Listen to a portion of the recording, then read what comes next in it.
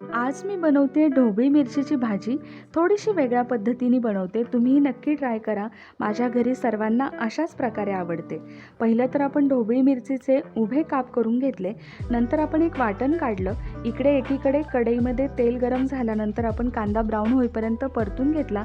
नंतर टोमॅटो छान परतून घेतले आणि हे जे वाटण केलं होतं हिरवी मिरची, लसूण आणि कोथिंबीर ते टाकून घेतलं आणि त्यामध्ये हळद टाकायची, किंचितसं मीठ टाकून मी एक वाफ आणली आणि लगेच आपल्याला ही ढोबळी मिरची त्यामध्ये टाकून घ्यायची. चवीनुसार मीठ टाकायचे. थोडंसं परतून घेऊन यामध्ये लगेच आपल्याला शेंगाचा कूट टाकून घ्यायचा आहे. थोडासा पाण्याचा शिंतोडा मारायचा, म्हणजे किंचितसं पाणी टाकून एक वाफ आणली. पहा, अर्धी भाजी शिजत आली आहे. पुन्हा आपल्याला एक वाफ द्यायची. झाली आपली ढोबळी मिरचीची भाजी तयार. कशी झाली नक्की सांगा आणि माझे व्हिडिओ आवडत असतील तर व्हिडिओला लाईक, कमेंट, शेअर करा आणि जाता जाता सबस्क्राईब करायला विसरू नका. Bye bye.